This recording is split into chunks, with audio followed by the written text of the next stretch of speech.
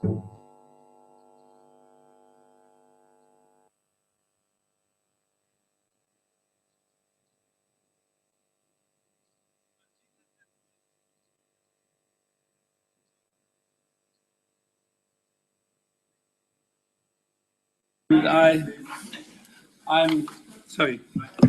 happy to present Dr. Liudmila POSOHOVA, who is Doctor of Historical Science, Professor at Ukrainian History Department at the Karady Kharkiv National University, and her main focus of research is history of education and culture in the Ukraine, late 17th up to the early 19th century. That is exactly the topic of our conference. Yes, please, Liudmila. Спасибо. В середине 17 века в результате событий Хмельниччины возникли такие историко-административные регионы, как Гетманщина, Слободская Украина, ставшие частью московского государства. Социальная элита на этих территориях формировалась из казацкой старшины и частично из старой шляхты. В XVIII веке казацкая старшина в Российской империи проходила процесс нобилитации, в результате чего ее права стали тождественны правам российского дворянства. Этот процесс вызвал корректировку тех норм и идеалов, которые уже утвердились в казацкой среде. Повлиял он и на формирование представлений о правилах воспитания детей. Вопрос о воспитательных идеалах, стратегиях и программах воспитания довольно многочисленной украинской казацкой старшины, ставшей средним и мелкопоместным дворянством, на сегодня остается открытым. Исследователи, как правило, обращались к примерам воспитания детей генеральной старшины Марковича, Ханенко, то есть к высшей прослойке казацкой элиты. А поскольку таких семей было немного, по сути анализировался уникальный опыт, который вряд ли уместно экстраполировать на представителей полковой, а тем более сотенной старшины, будущего губернского и уездного дворянства. В XVIII веке казацкая верхушка переживала процесс становления идентичности. Многие историки считают, что в середине века она уже трансформировалась в украинскую шляхту, отождествлявшую себя со знатью польского времени. В современной научной литературе распространено мнение, что в последние десятилетия XVIII века казацкая старшина начала активно подражать российскому дворянству в подходах к воспитанию детей, что проявилось в моде на французских учителей этикет. Однако эти авторы не учитывают, что украинские земли в составе Речи Посполитой длительное время были частью латино-христианской цивилизации, а проявления вестернизации казачества наблюдались и ранее. Такое влияние активно происходило в том числе и через учебные заведения. Отмечу, что в XVI-XVII веках на этих землях успешно действовали иезуитские коллегиумы и протестантские гимназии. В начале XVII века киевский митрополит Петр Могила создал Киевский коллегиум, получивший статус академии, а в начале XVIII века были основаны и другие православные коллегиумы – Черниговский, Харьковский и Переяславский. Их модель сформировалась в ходе трансфера и адаптации европейских образовательных форм, а в основу обучения были положены традиции гуманистических школ Европы, прежде всего иезуитских коллегиумов. Представители полковой и сотенной казацкой старшины не оставили развернутых педагогических текстов. Вот Владислав Ржеуцкий уже отметил проблему источников. Поэтому для реконструкции основных векторов стратегий и репертных точек воспитательных программ мною были консолидированы очень разрозненные рассуждения авторов воспоминаний, фрагменты эпистолярий и другие документы. Благодаря этому стало возможно реконструировать осознанно принятую многими старшинскими семьями линию воспитания детей, включавшую институциональный аспект и формулировку целей воспитания. Первым этапом становилось домашнее обучение. Его характерной чертой были занятия самих родителей с детьми грамотой, Далее, в большинстве случаев, в качестве домашних учителей привлекались студенты православных коллегиумов или академий. С ними заключался договор, так называемые кондиции. На земле Гетманщины и Слободской Украины наличие академии и коллегиумов православных делало кондиции очень распространенным явлением в среде казацкой старшины. В самих же коллегиумских городах к обучению детей в семьях привлекали и преподавателей коллегиумов. Образовательный уровень студентов, которых нанимали в качестве учителей, был достаточно высок. Образ такого учителя вошел в украинскую художественную литературу с определениями ученый-богослов и философ, поскольку в большинстве случаев они учились именно в высших классах коллегиумов, то есть в философском и богословском. Сохранившиеся многочисленные контакты свидетельствуют, что учителя занимались с детьми не только церковнославянским, но и латинским, немецким, французскими языками, арифметикой, геометрией, реже питикой. В договорах зафиксировано высокое положение учителя в доме. Нередко прописывались и его обязанности по нравственному воспитанию учеников.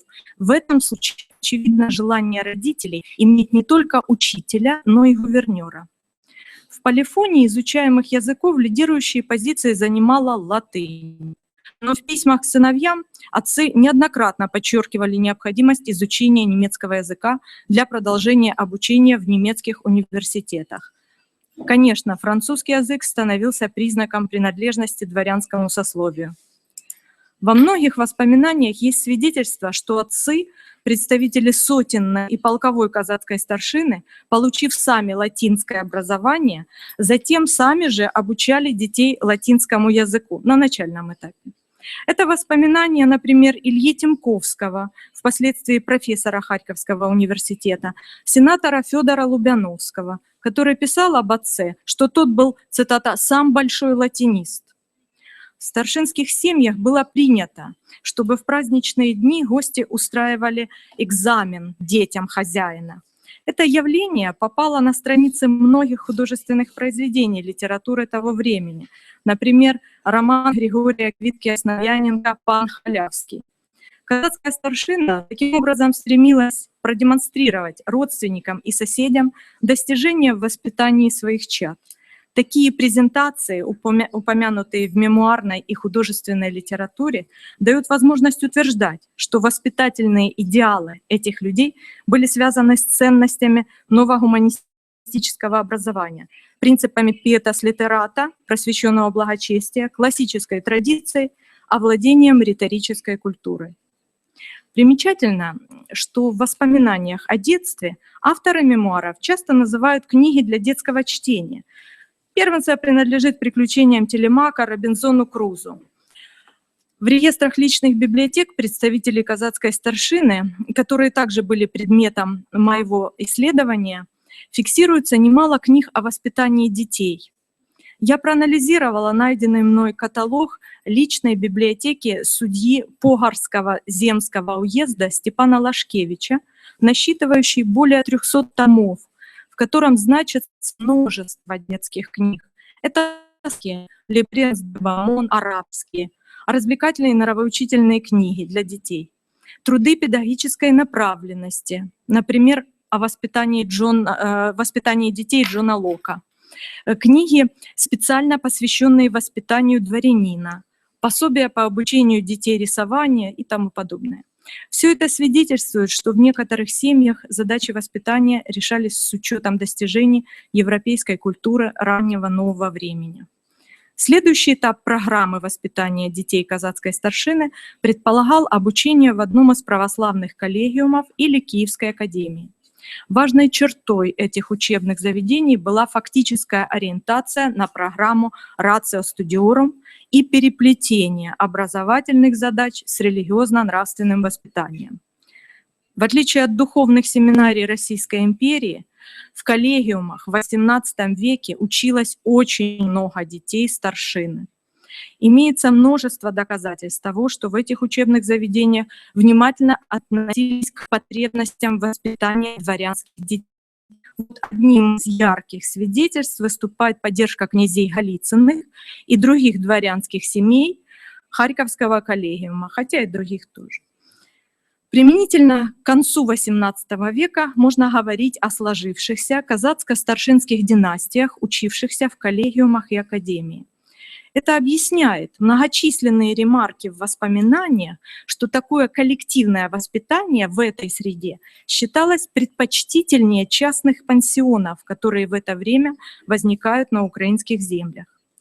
Но в этих же источниках наблюдаются напряженные поиски оптимальной программы образования и воспитания детей. Для многих представителей казацкой старшины эта тема становится предметом специального внимания, переписки, договоренностей с покровителями, с людьми, получившими образование в европейских университетах. Известно, что немало выходцев из украинских земель в XVII-XVIII веках училось в иезуитских коллегиумах и академиях Речи Посполитой, европейских университетах, прежде всего немецких. Вот сошлюсь на данные профессора Андреева, присутствующего здесь. Характерная переписка на эту тему помещика Переяславского полка Акима Сулеймы со своим земляком Афанасием Шафонским, который получил степень доктора медицины в Страсбурге. Личные источники позволяют увидеть, что казацкая старшина, следуя традиционной программе обучения и воспитания, в середине XVIII века начинает высказывать неудовлетворение латинским образованием, ставя вопрос о его пользе для карьеры дворянина. Начинает проявляться и просветительская критика старого образования. С середины XVIII века фиксируется и начало институционального кризиса в православных коллегиумах. При этом в связи с новыми запросами старшины в академии и коллегиумах велись поиски путей модернизации в направлении создания шляхетских коллегиумов, коллегиум нобилиум. Это было обусловлено как новоявленными представлениями о достоинстве и знатности, так и идейными влияниями, связанными с эпохой Просвещения. Попытки соответствовать вызовам времени нагляднее всего проявились в создании при Харьковском коллегиуме в 1768 году так называемых прибавочных классов именно для дворянских детей. Тесную связь образования с процессом нобилитации демонстрирует и такой эпизод. В 1767 году малороссийский генерал-губернатор Румянцев получил указ об отправке в кадетский корпус юношей из лучших дворянских малороссийских семей.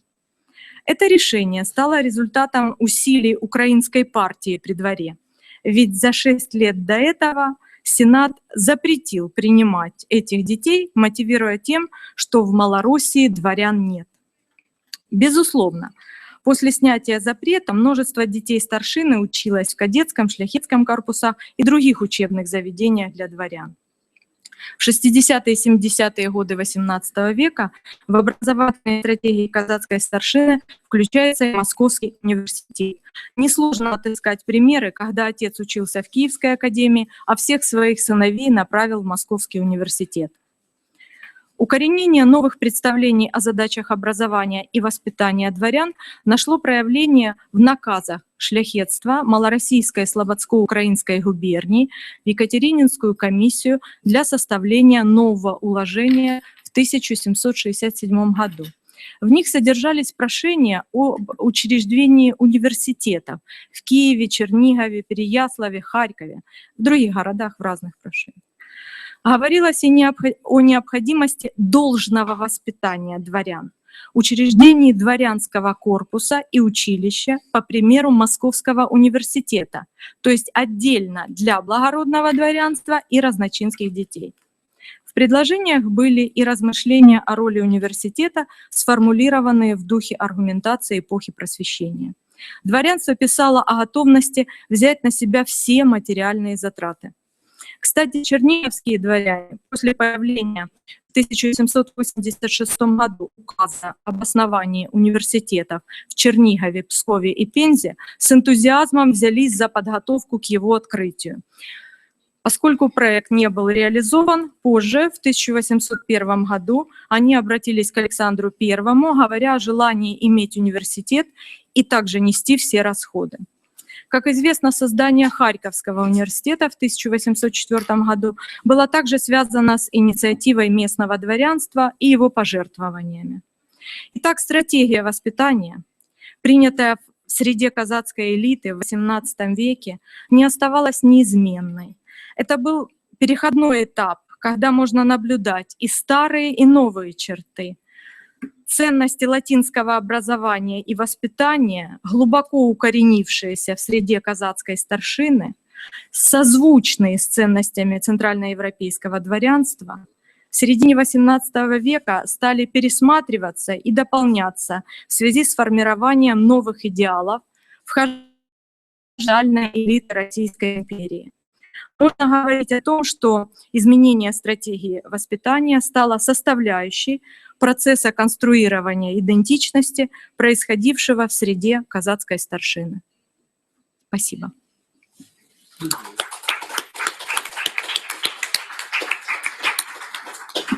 Well, thank you. Our next speaker will change from the south of Russia and the Russian Empire to the south of Europe.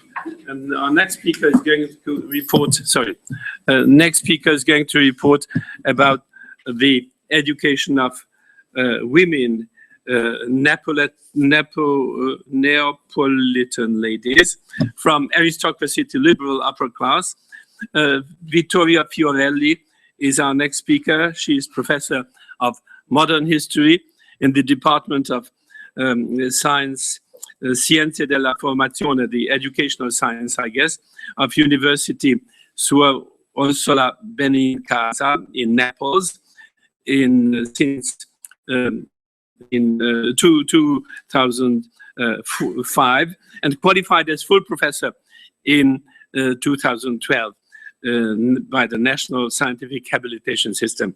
Since 2003, she's a scientific supervisor of the Institute Suor Orsola's Historical Archive, and from 2011, she's scientific director of the Interdisciplinary Center for Studies Margini e Confini, well, on the margins and on the frontiers, I guess, in her university.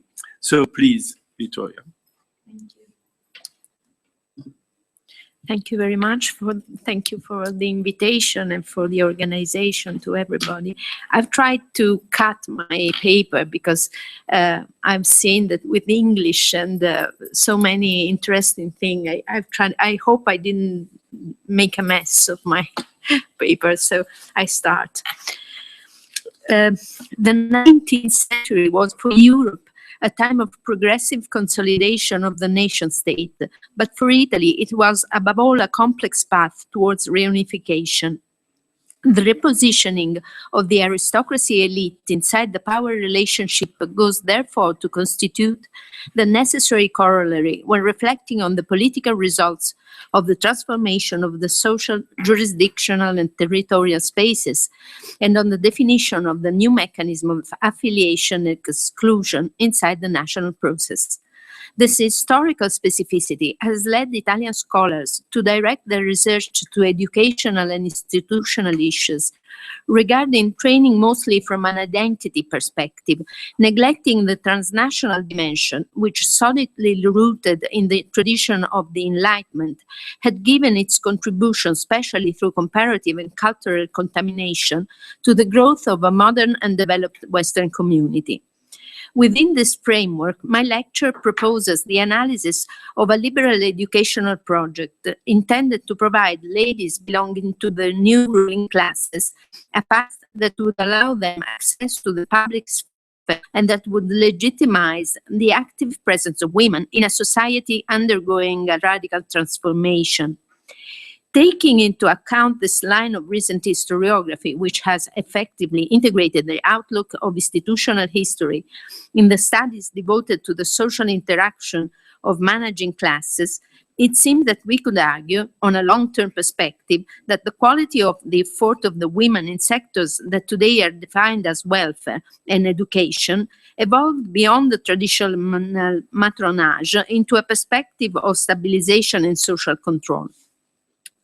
taking advantage of their affiliation with the social circles that were in control of the strategic sector of political and social initiatives, and in tune with the Savoia dynasty of the national government, which were engaged in the effort of building their identity following the process of modernization widespread in Europe between the 18th and 19th century, some educated women that belonged to the liberal upper to the aristocracy, convened the need to build a vocational education system for young, high-born southern girls.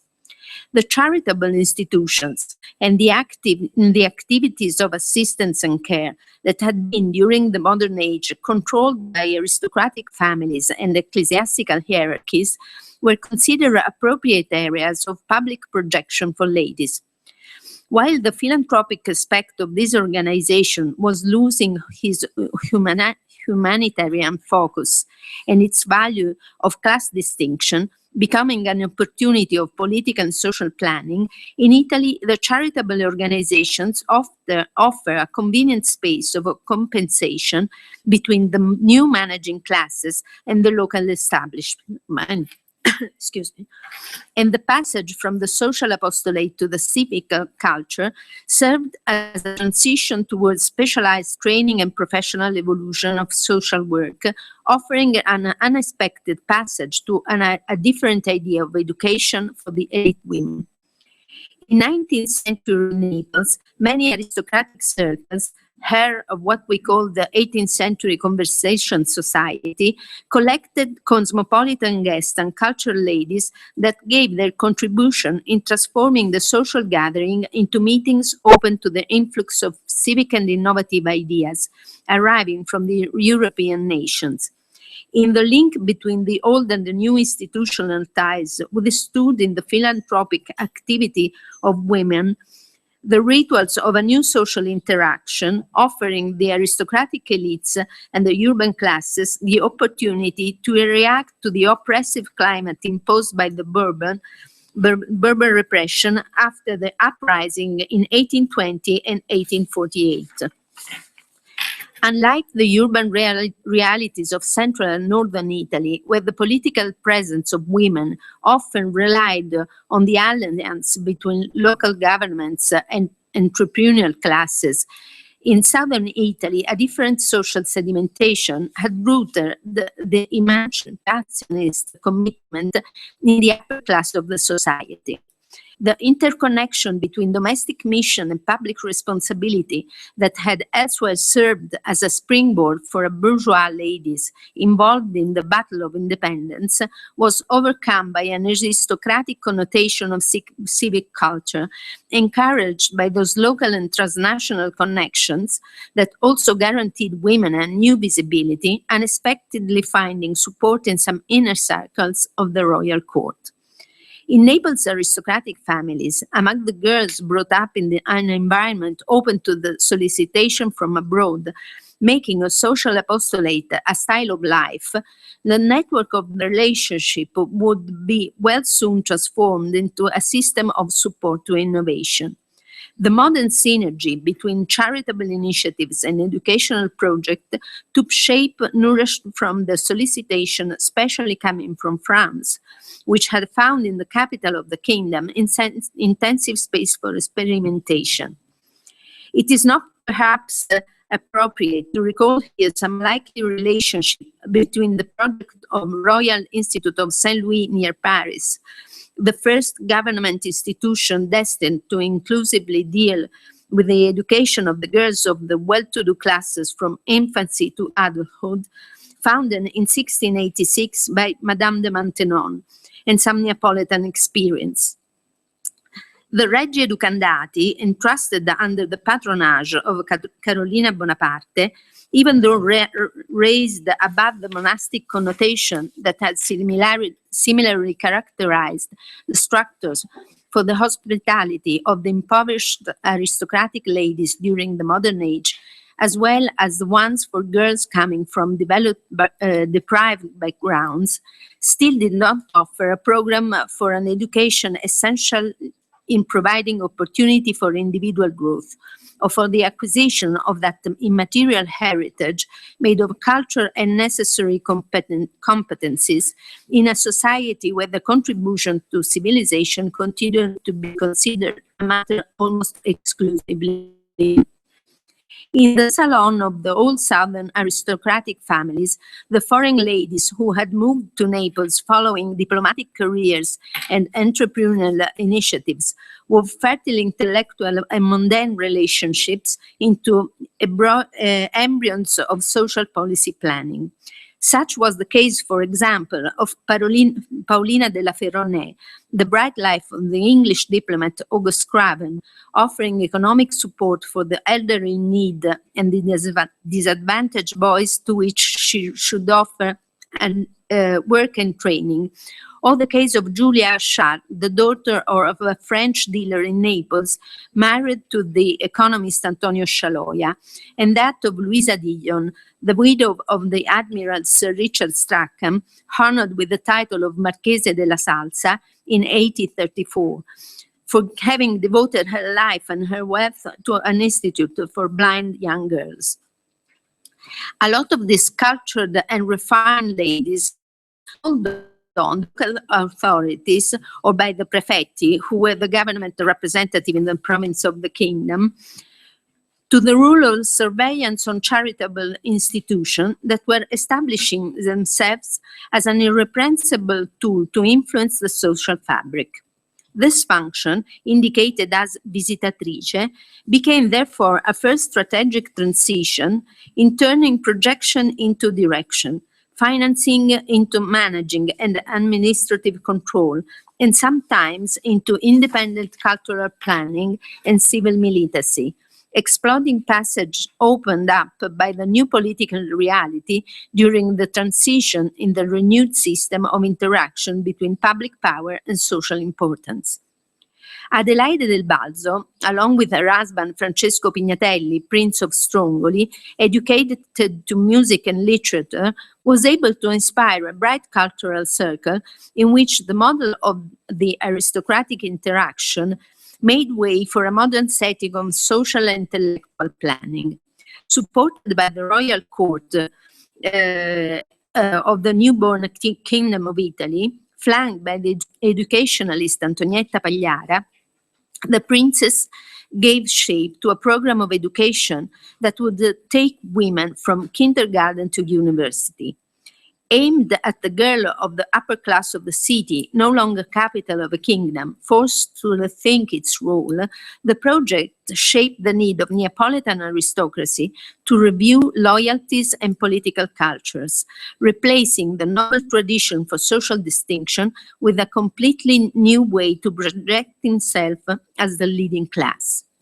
Within 20 years, the monastic citadel founded by Sister Ursula, in which a convent of seclusion and community oblate had existed since the end of the 16th century, would become the center of an avant-garde educational project in a period in which the base were being set for an education intended as origin of contemporary social planning in Italy and elsewhere. The affiliation to the narrow entourage of the first Queen of Italy, of whom Pignatelli was Dame of Honor, was not only an element of social distinction. When they were still Prince of Piemonte, the future sovereign played a strategic role in consolidating support for the crown, trying to merge the rising bourgeois classes with the families of the more progressive aristocracy. The repositioning of the court in an unusual geopolitical context contributed to imposing a less formal style of the mundane relations, facilitating the passage from the old social world to the new. In the cosmopolitan salon of Margherita di Savoia, frequented by many ladies belonging to the English aristocracy, the theme of recognition of women in the new society received notable attention. It should not surprise, therefore, that the Princess of Strongoli, representative member of the Southern progressive nobility and liberal of Masonic faith, connected with Maria Antonietta Pagliara, formed at the Freibergian school of Julia Sallis Strabe, one of the foreign educators to whom was debtor the progress of the theory of formation in Naples and in Italy, she had come into contact with Prince and Princess Pignatelli through her brother Rocco, music scholar and collector. The thickness of the relationship between local and national government clearly appeals in this small segment of Neapolitan life. Last exponent of a family that since 1799 sacrificed very much on the altar of revolutionary passion, conservative member of the Nation Parliament and cultural humanist, Francesco Pignatelli had many institutional offices in cultural and philanthropic institutions, with a modern inclination to merge aristocracy and bourgeoisie through public and professional appointments, a strategy in which he was joined by his wife, who engaged on the front of the many charity initiatives, progressively strengthened her public projection, becoming the leading asset of the family visibility. This is demonstrated by the history of Sister Ursula Monastery. The prince was sent as government commissioner when it was transformed in a retreat in order to circumvent the legislation for the new Italian kingdom that intended to confiscate church property.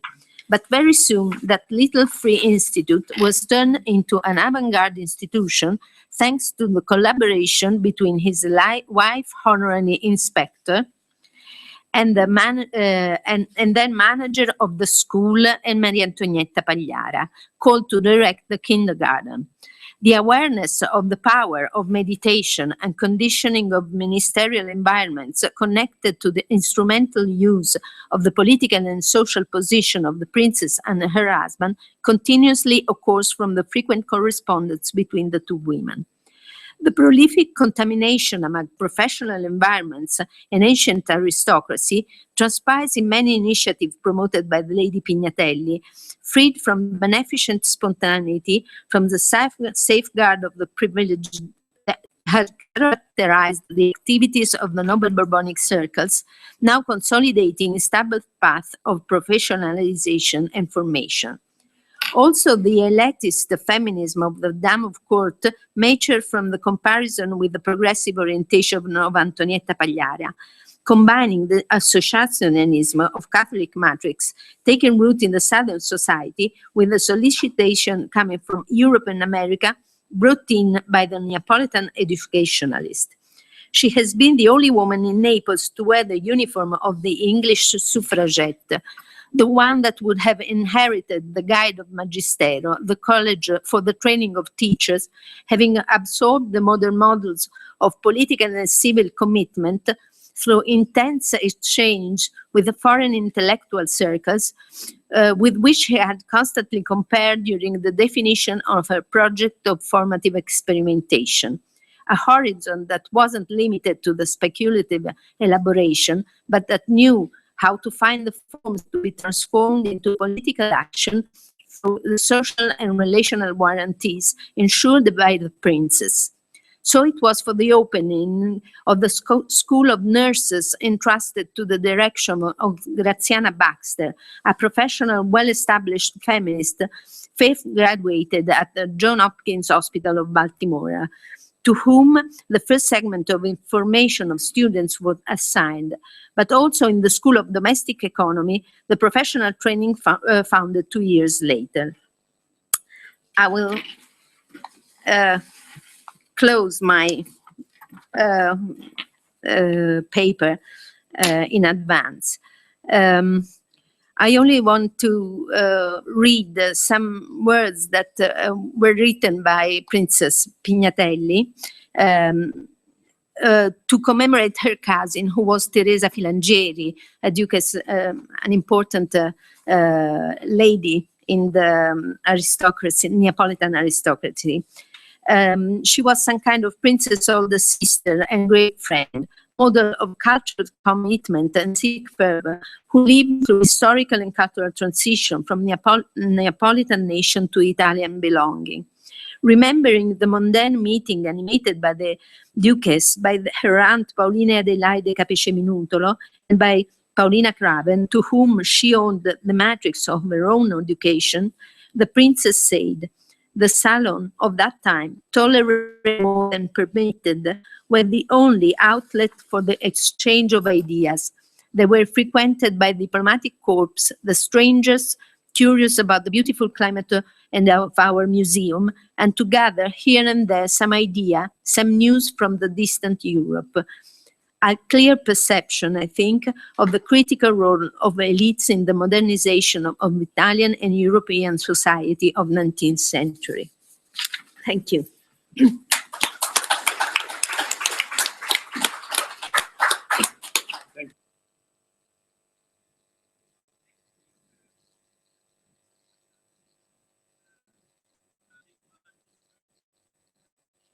University of Lorraine, doctoral student at the University Lyon, history teacher since 2009 in the Sarreguemines High School in France, teaching history in German for German students and French to French students.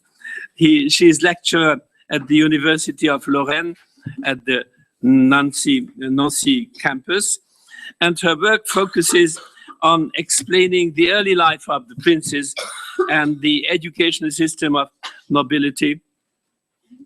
Yes, we have to open that, especially in France and in German-speaking countries. She's making researches primarily on the family of Lorraine in the 18th century. And the title of her talk is The Educated Duke Can Bring Up an Emperor, the complex and very eclectic education of Francis Stephen of Lorraine. Yeah.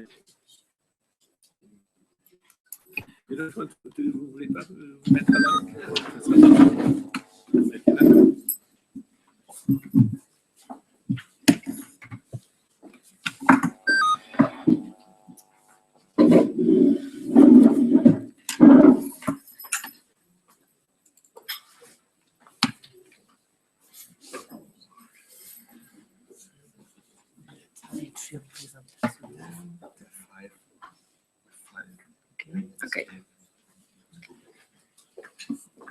Thank you. So the complex education of Francis Stephen of Lorraine. Let me introduce the life of Francis Stephen.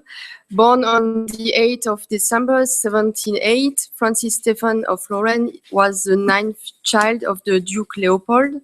As first son, he was not considered as the most important son for the succession in Lorraine. His father rather trusts his two other sons, Louis and Leopold Clément. Due to smallpox epidemics, Leopold lost children, two girls, the oldest son Louis first, and then Leopold Clément, the second son. His death represented a disaster for the family because Leopold Clément was supposed to move to Austria to be educated at the court of the Holy Roman Emperor Charles VI. The Duchy of Lorraine was small and easily defenseless. For a long time, the King of France tried to negotiate the acquisition of the duchy, sometimes with political proposition or with showdowns. That was the reason why Leopold wanted to marry his oldest son with the oldest daughter of the emperor, Maria Theresa. Ambassadors and a voice of Lorraine at the Austrian court negotiated the stay of the oldest child of Leopold in Vienna for several years. So in June 1723, when Leopold Clément died 1 month before his departure in Vienna, the family was devastated. All was prepared for this son. He had the great age and the required education to go there. Thus, Leopold had to make decision, the renunciation of this project or the sending of his other son, Francis, who was not well prepared. So the aim is to describe these two education of Francis, first in his family in Lorraine, compared to the one he received in Vienna, what kind of influence, ideas, and objectives are relevant for these both educations, and what are the impacts of these two educational models.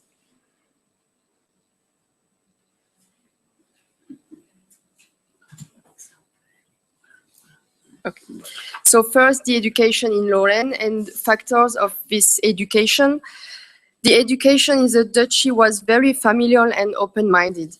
As the head of the family, Leopold made all decisions and was very attentive as far as the instruction of all of his children was concerned.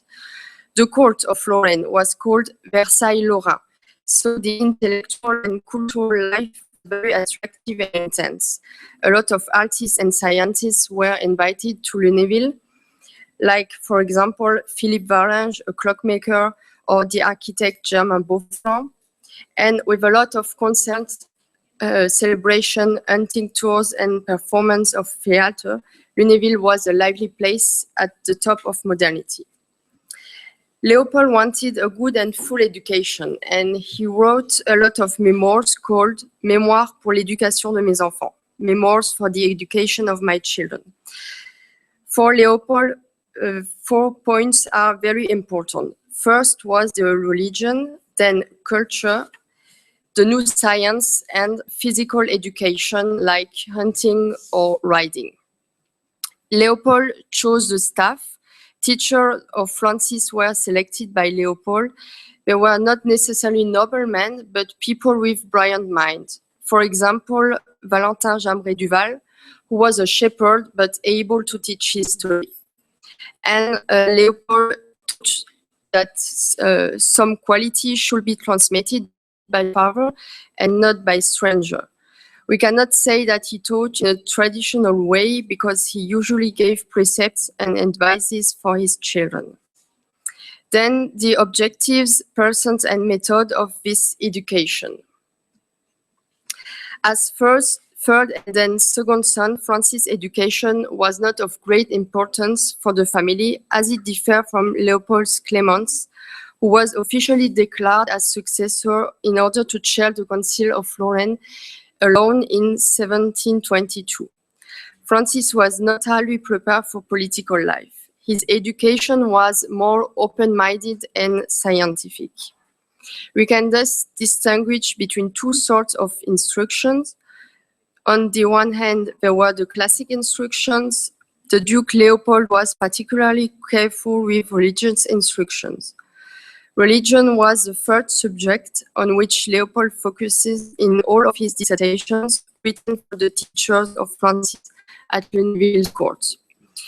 There was in the papers of the family an old instruction dissertation of 200 pages for the Prince of Lorraine, and almost half of the pages deal with religion. Eloquence was very important too. That's the reason why Prince must be familiar with languages, German and Latin, manners, and literature. The author of this dissertation also recommended that some lessons are dedicated to astrology, cosmography, geography, mathematics, history, and military exercise. On the other hand, there were very modern and precursory instruction wanted by Leopold, such as physics, astronomy, chemistry, biology, zoology, and botany. This kind of instruction was usually considered as hobbies and pastime, but in this case, Leopold employed people like Varange, his clockmaker, who really taught this experimental science. As a consequence, the education needed different ways of teaching. The first approach consists of classical lessons with books and written exercise for languages, geography, and history. The teaching of experimental science appears to be highly valued as teachers used a lot of material in order to prove Philip's laws right. For example, here we have a lesson of Philippe Varange, a physical lesson. When it came to teaching botanic or zoological issues, the prince can profit from outside lessons with his teacher, which allowed them to have a closer look at nature. He often went outside with his father as well, because Leopold wanted to teach him all about riding. So it was a classical education of humanism, but with a deep interest for new science. The father followed the ideas of Erasmus. For Leopold, education should not be unholy. Natural behavior of man must determine the education. Children should be observed to find their qualities and faults. After that, the education should enhance these qualities and understate their faults. Books of Babylon grade this education too, like, for example, De Re Diplomatica. Babylon bring forward new methods to teach with historical documents, and this method was used for the education of Leopold's children. Another books which determined the education were books like Antiquité représentée en figure, history books with portraits of princes, kings, and important persons to make the learning more ludic as encouraged by humanism. But for this kind of education, there were no evaluation for Francis Stephen. And then the education in Vienna. The arrival of Francis in Vienna means the beginning of a new way of life with new goals and a new German stuff. At Vienna's court, duties were different from Lunéville's court because he had to marry the Archduchess Maria Theresa and to be elected as Emperor of the Holy Empire. In order to run for election, he was supposed to be a perfect speaker of the German language, familiar with the customs and operations of the institutions of Austria. This education differed in two aspects. First of all, he should become a good ruler. That means a devotional man, a warrior, a moral prince. And second point, the education should transform the Duke, a French native speaker, into a perfect German-Austrian man. So he had a new planning, and as we can see here, the planning of Francis in Vienna, he had just 6 hours for eating and recreation time, and 11 hours were dedicated to the lessons and religious observance. Francis had to know many languages and German at first. The other lessons were classical for a prince, like heraldic, dance, history, writing, or mathematics. There was no time for the new knowledge such as physics, botany, and zoology. When he arrived in Vienna, he was almost an illiterate. He did not have any talent for languages, and he was below standard to become an emperor. So he had to work at the traditional subjects. And the methods at Vienna's court, he was always spied and under control. But objective of this control were not to determine qualities and defaults, like in Lunéville, but to develop, to mold the prince. Books and written exercises were almost the only methods used to educate Francis at this court. The teacher, Mr. Langer, wrote an extensive list of books to teach to Francis Latin, philosophy, and law. Another list is the list written by Leopold before the departure from Lunéville, a list of 74 books. 19 about history, 13 about religion, 11 about languages, French, German, and Latin, 9 political books, 8 about travel and geography, and only 5 about natural science. Father Leopold and Emperor Charles VI agreed that games, outside lessons, or ludic methods are strictly prohibited in Vienna. The only outdoor lessons were hunting. And Francis Stephen had regular evaluation in all subjects he learned. Result of this both education. First, it's the adaptation. Francis was very disobedient and not interested in classical schooling. It was very hard to control him. He was very energetic, impulsive, and curious. And the switch between participatory education and inside lessons necessitated many years and was never really accepted by Francis. He was not keen on religion and did not go to church with pleasure. In a letter of the year 1725, the priest explained that Francis kept playing and enjoying his free time on Sundays, and religion holidays instead of praying. After several months, Francis seems to be ready to accept his new life and his new education. The priest wrote letters to Leopold in order to inform him about Francis' positive change. After 1725, he prayed every day and was concentrated on catechism, even if his behavior during the religion service was sometimes inappropriate. The prevalence of religions and prayers proved that the Pietas Austriaca was still the basis for the Habsburg Empire, and no change should be made for us. The main interests before in Lorraine, such as new science, riding and hunting, were in Vienna just hobbies. It seems to be the hardest change for him, but he keeps doing physical and chemical exercise at Vienna's court, so he was called the handyman. So what kind of prince became Francis? A handyman or a ruler? An open-minded man or a religious and serious emperor? In fact, the question is very complicated to answer because sources are contradictory. Lorraine peoples thought that Francis was the perfect Austrian emperor. He spoke German better than French, he was religious and acted always with seriousness and self-control. That's the reason why we could say the Austrian education determined what kind of man Francis became. But on the other hand, at Vienna's court, Francis was viewed as an eccentric man. He had cabinets of curiosities, interest for Freemasonry, and organized travel for scientific exploration. And the education of Francis for his later generation, Francis thought that the most important point of an education was the global behavior, such as his father thought before. The moral philosophy of a prince assured the happiness of his peoples. Francis' children were encouraged to read L'Institution d'un Prince of Abbé Duguay, and his grandchildren were still educated with this book.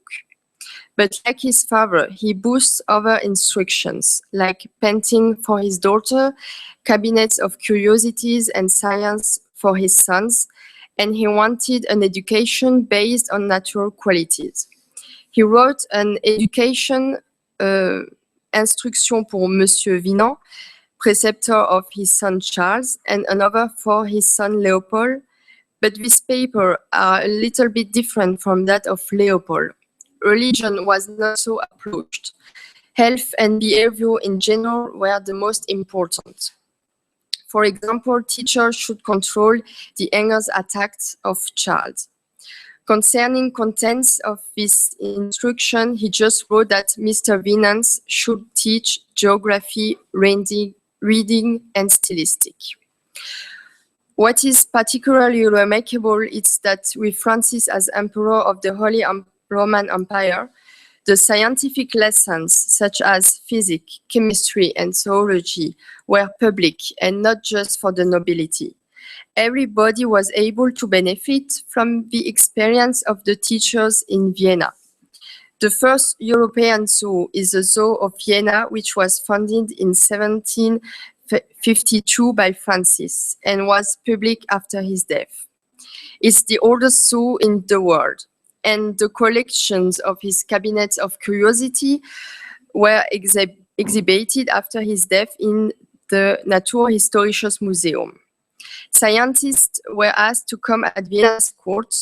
Actually, the Austrian Enlightenment began with Francis Stephen and not with his son Joseph. Finally, we have an example of a turnover in an educational line.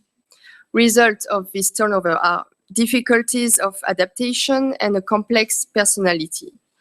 Education in exile was decried, but Leopold had no choice.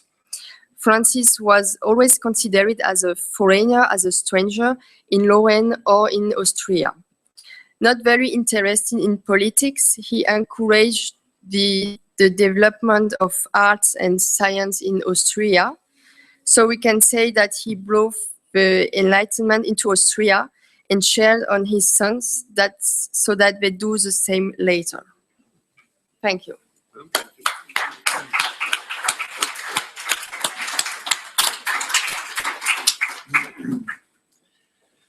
Well, ladies and gentlemen, the floor is open to questions.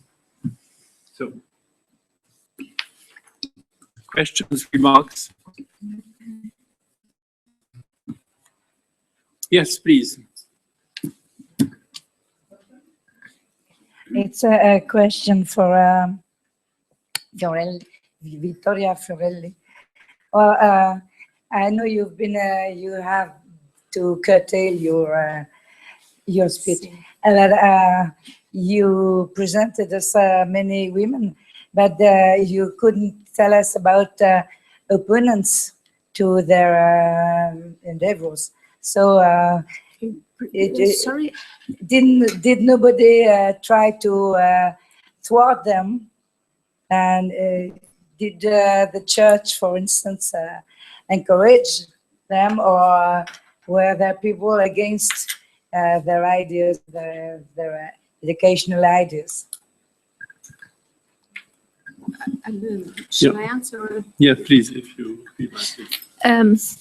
The church wasn't anymore a great problem when this project was held off, because we're speaking of the second part of 19th century.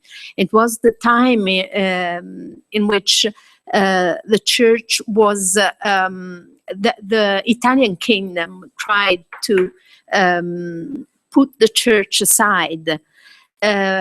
What we can say is that the traditional aristocracy didn't like this project. So we're talking about a particular group of noblewomen who weren't too very much inside the traditional circles. And that were the families of the noble families that had been involved in the battle against the Bourbon. So with the family, the Filangieri, like the Poerio, with the family that were had to, the young woman of this family had to go away from Naples. So it's the moment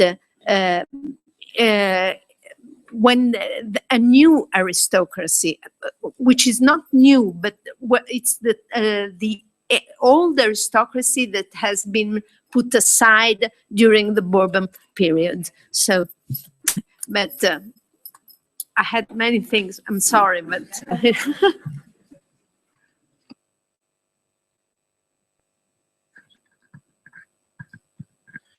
I had a remark, or better than a question, to Mrs. Voisin.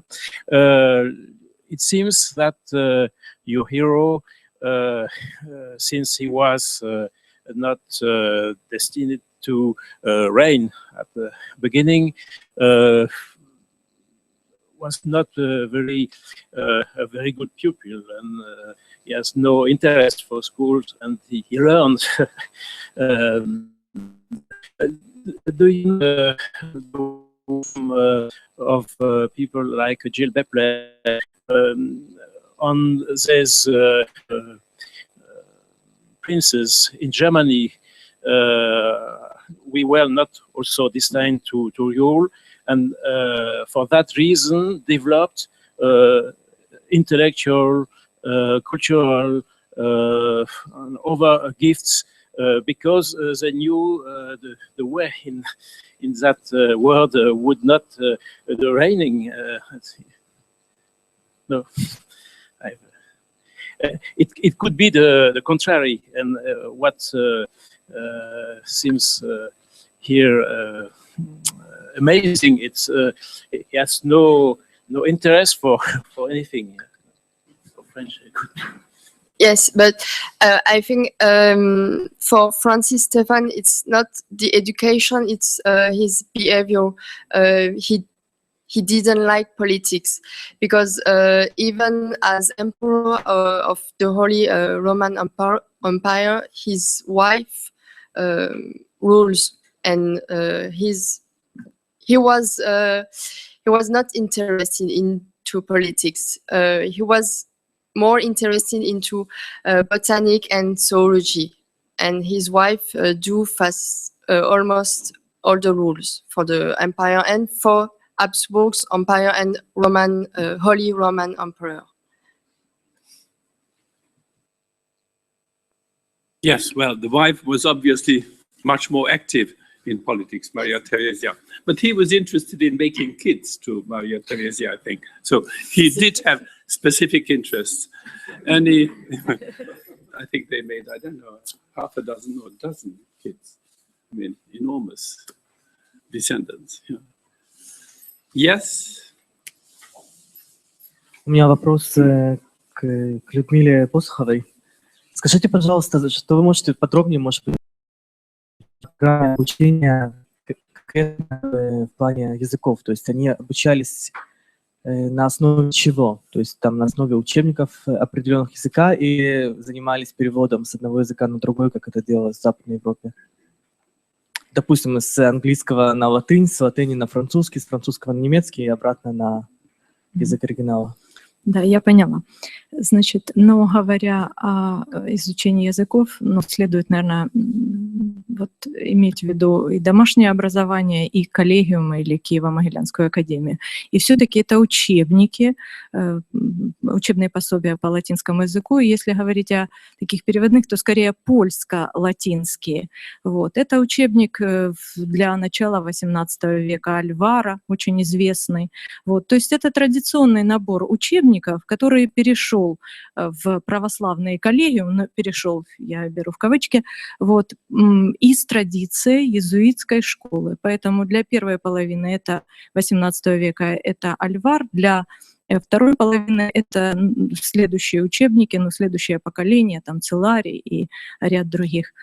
Говоря о других языках, то в 40-е годы XVIII века это уже новые языки, немецкий, французский, и также соответствующие учебные пособия, которые тоже некоторые пришли из иезуитских коллегиумов, а затем впоследствии уже пособия, которые писались, готовились в Российской империи. Вот, и они поступали в коллегиумы. Эти же пособия, как правило, были и в семьях. Ну, то, что удалось проследить. Спасибо.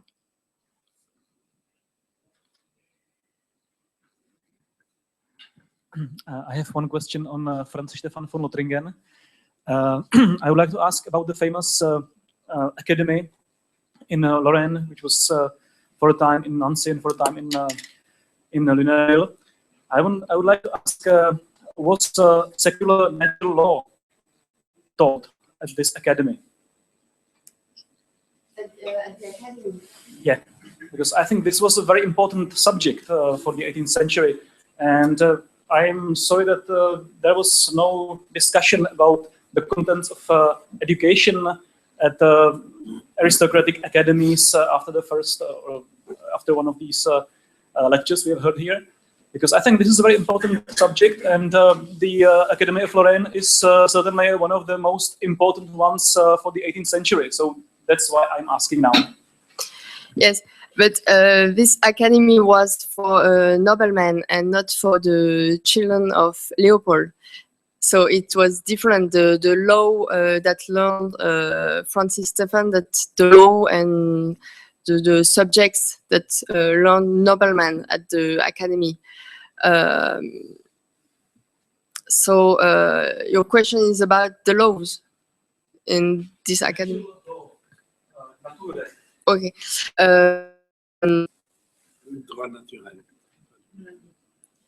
Yes, but I can really answer, because the Academy of Nancy, it was not for the family of Leopold. It was for the other noblemen. This education was legal.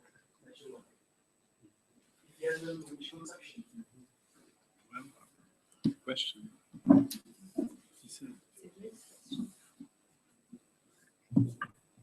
Well, I don't see any other questions that I would have questions if I may take the opportunity of being here to Liudmila Poshohova, because I think you have, at least I have two very simple questions.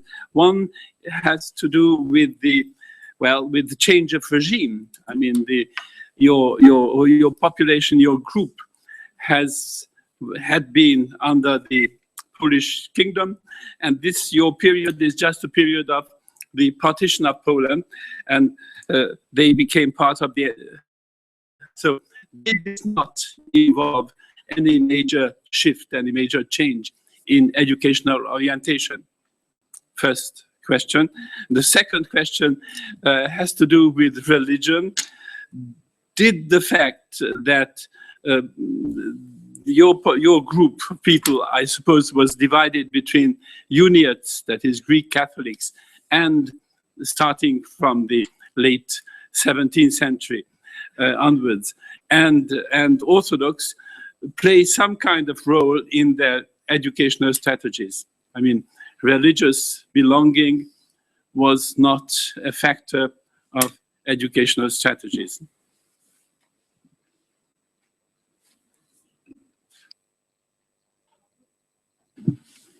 Спасибо за вопросы. Отвечая на первый вопрос, действительно, вот очень интересно то, что те земли украинские, которые вошли в состав московского государства, традиция латинского образования настолько прижилась, укоренилась и воспринималась своей, что это латинское образование не просто закрепилось на какое-то время, а оно и расцветало. Я имею в виду, собственно, создание следующих коллегиумов Харьковского и Переяславского уже в XVIII веке, хотя и Черниговской тоже чуть-чуть раньше, но уже в составе российского государства. Это говорит, на мой взгляд, о мощной традиции, которая, мне кажется, очень важна для понимания тех практик воспитания, образования, которые мы имеем в этой социальной группе. Причем не только в среде элиты казацкой старшины, но и в среде очень многочисленного, я сказала, но я хочу подчеркнуть, что были проведены в свое время сравнительные исследования, которые показали, что украинская казацкая старшина в силу ряда причин была очень многочисленной. В конце XVIII века это 23-25 тысяч человек. Они имели очень небольшие большое количество крестьян, но тем не менее, на мой взгляд, очень важно показать, как они были ориентированы в плане воспитания и образования своих сыновей, поскольку я говорила прежде всего о воспитании сыновей. И последний момент, отвечая на этот вопрос, эта латинская модель, представленная в православных коллегиумах, она оказалась очень живучей, и эти учебные заведения, сохраняя свое название, просуществовали до начала XIX века, до реформы 1808 года, реформы духовных учебных заведений в Российской империи.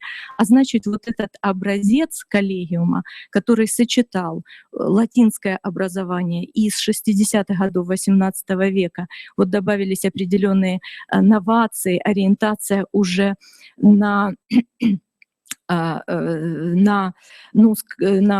традиции немецких протестантских университетов, скажем, например, рациональная философия, и ряд других этих новаций. И при таком сплетении этой традиции старой латинской и новой, они просуществовали до начала XIX века.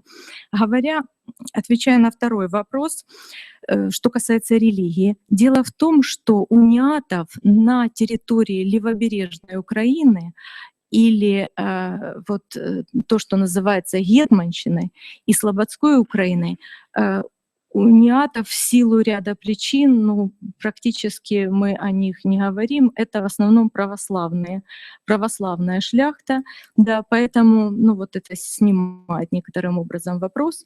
Вот, да, они учились, конечно же, в православных учебных заведениях, хотя я хочу подчеркнуть, что вот сегодня уже звучал этот вопрос, это не мешало им и в XVIII веке, находясь в составе Российской империи, продолжать свои образовательные поездки. Как даже писали в документах, сами они были нищие, бедные и голые, но тем не менее отправлялись в образовательные поездки в европейские университеты, вот, по-прежнему в Академии Речи Посполитой, но с середины XVIII века в большей степени в протестантские университеты немецкие, для того, чтобы, как опять-таки, ну, понятно, писали, насытиться доскональностью наук.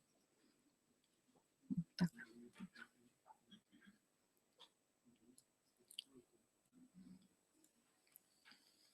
Нет, встреть. Я бы хотел сделать вначале маленькую ремарочку.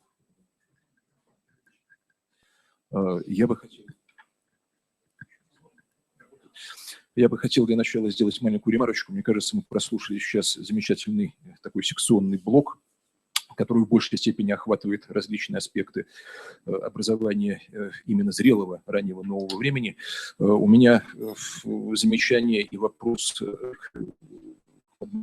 к госпоже Вуазо относительно Франца Стефана Лотарингского. Мне кажется, в этом сообщении очень прекрасно проиллюстрирован стандарт просвещенческой европейской модели середины XVIII века. Стандарт, который характеризует европейское просвещение во многом как христианское просвещение. Даже несмотря на то, что Франц, поставленный навсегда, очевидно, в традициях историографии в тень своей супруги, не получил правильного образования. Но черты этого христианского просвещения, конечно же, в его образовательной программе ощущаются. Это бесспорно. У меня вопрос. Из 74 книг, которые были вами отражены в качестве иллюстрации, сколько книг конкретно и доказуемо читал сам Франц? Я объясню почему. Покупка и обретение книг в раннее новое время было социальной модой. Книги приобретались в XVI веке во многом по социальной моде. Это совсем не значит, что они читались. Например, у нас в библиотеке Академии наук в Петербурге есть библиотечные собрания из немецких поместий, которые даже не разрезаны. Книги не разрезаны, они не отформатированы, их не читались. Есть только два доказательства читаемости книги. Либо эта книга упоминается в переписке, либо на полях этой книги содержатся маргиналии, записи. Больше никаких доказательств нет.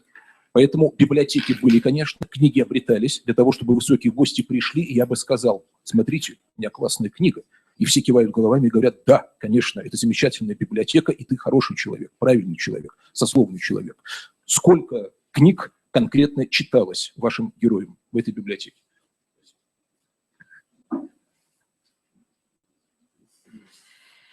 In fact, it was not a book for reading. It was just advices of Leopold for the teachers of Francis.